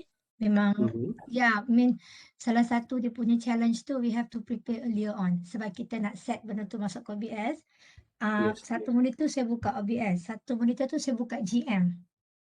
So, means that I capture the window dekat GM punya chat box tu masuk dalam OBS tu.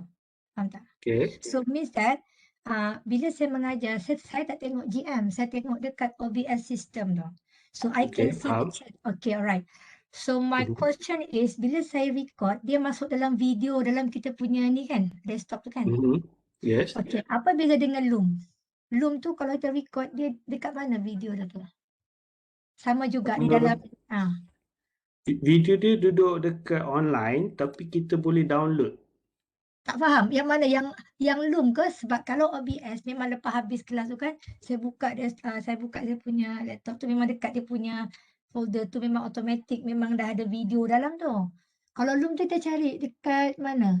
Macam nak try pakai Loom lah pula. Tapi OBS tu interesting lah. Maksud Puan video yang dah direkod Macam kita mengajar kan selalu lepas, yes, video after record. Tengah mengajar kan dah habis kelas, so kita nak share punya recorded lecture tu. So where we can find the video yang Loom punya tu. Dekat, dia duduk dekat mana? Okay, kalau Puan nampak yang saya tengah tunjuk sekarang ni. Okay, the video is setahu saya lah, dia tak duduk dekat saya punya device, dia duduk dekat online. So what I have to do is saya kena buka dia punya, saya tunjukkan.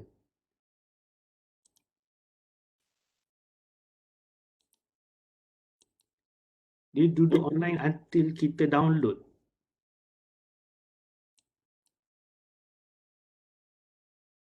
Maksudnya sebelum habis kelas ni, sebelum kita nak ending the class kan, kita kena ambil dulu video tu, baru kita boleh macam close kita punya ending kita punya lecture macam tu Sebab OBS faham tak?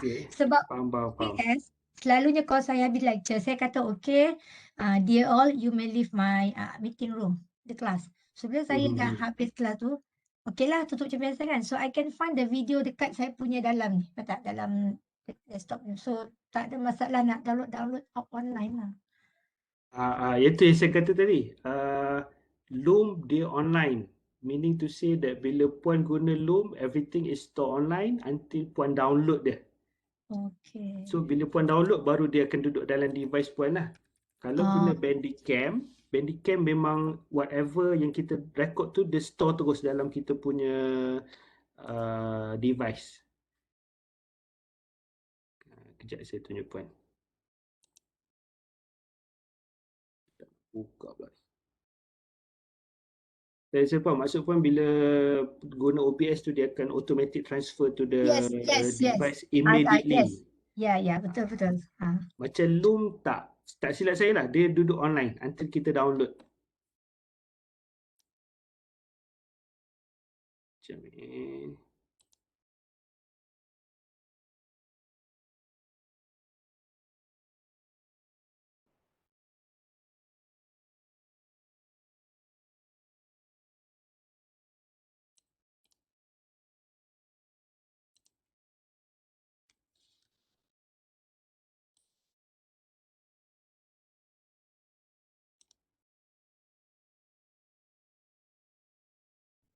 Okay Puan, dia duduk kat sini. Personal library ni is online. So until kita download baru dia masuk kat kita punya device. Dia ada personal cloud tu kot. Yes, personal cloud. So dia ada pro and cons lah. Personal cloud ni is dia tak kacau device kita. Tapi macam Puan cakap betul lah. Saya pun kalau saya record, obviously kita nak share pada student kan. So tak nak kita kena download. Tapi kalau Puan gunakan macam contoh Microsoft Team, tak silap saya, Microsoft Team dengan Google, software yang diorang offer, recording tu akan duduk dekat cloud tanpa being transferred to device kita. And kita boleh share just by clicking the link directly. Tapi limited lah. Dia punya function dia tak macam yang saya tunjuk tadi lah. So benda tu tak membebankan kita punya device. Okay. Loom ni kena pakai green screen juga tak? Sebab OBS kan kena setting green screen buat kita punya kamera. Okay. Itu soalannya.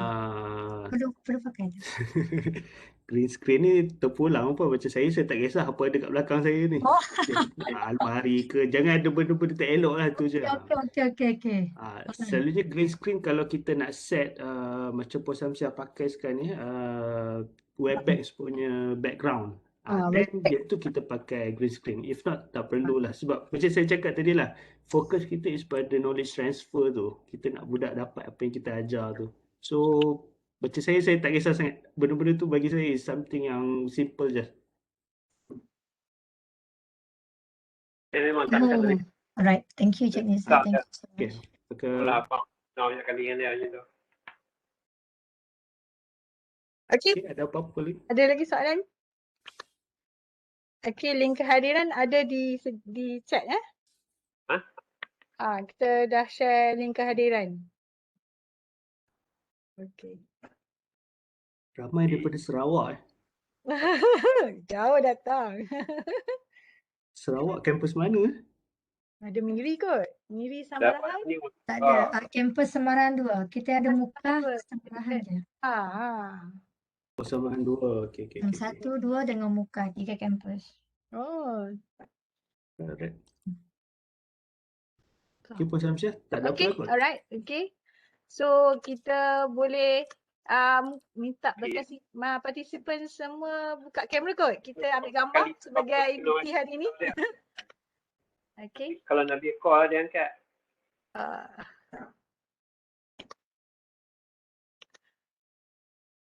Apa? Slow.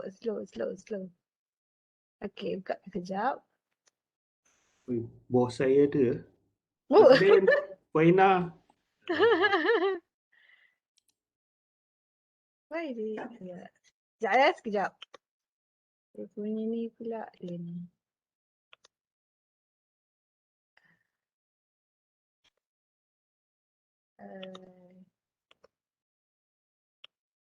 Puan Shima ke mana tu Puan Shima? Oh, ada geng. Ramai ni, AD Perak. Okay, siap. Alright. Okay. So, kita print screen sekejap. Okay. Alright, so ready everyone? Okay. Freestyle pun tak apa. Okay. Alright, petang ni kan. Nak minum tak boleh kan. Okay. Okay. Okay, ready? 1, 2. Okay. Industry pun on. Okay. Alright. Okay. Okay, thank you semua. Okay, thank you. Okay, terima kasih Encik Niza, Encik okay, Niza. atas sesi perkongsian yang banyak membantu pensyarah-pensyarah dalam penyediaan bahan pengajaran untuk teaching and learning. So diharap sesi ni mungkin kita akan teruskan lagi insyaAllah di masa-masa akan datang. Okay, nanti kita akan maklumkanlah sesi webinar Hitel yang seterusnya insyaAllah. Okay, terima kasih sekali lagi kepada participants. Jangan lupa kita punya link kehadiran untuk jam latihan termasuk kita punya penceramah pun kena clock in kena masuk Okay, alright.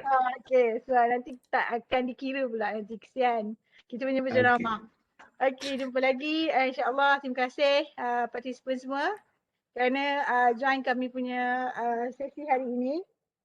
Thank you Niza. Okay, betul. Thank you. Thank you. Intas Thank you Malia pun ada. everyone. Okay, thank you. Thank you for joining us. Okay, thank you. Assalamualaikum. Okay, Assalamualaikum. Thank you very Terima much. kasih. Thank you. Salam. Okay. Jangan lupa link kehadiran ya.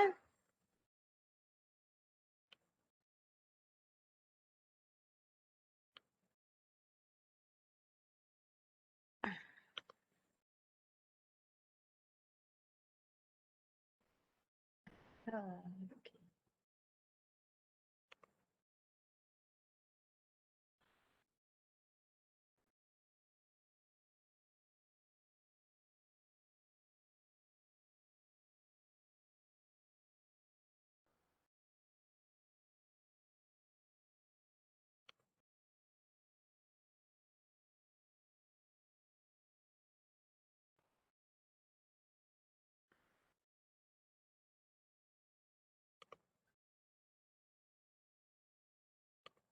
Puan Samsiah, Ya saya.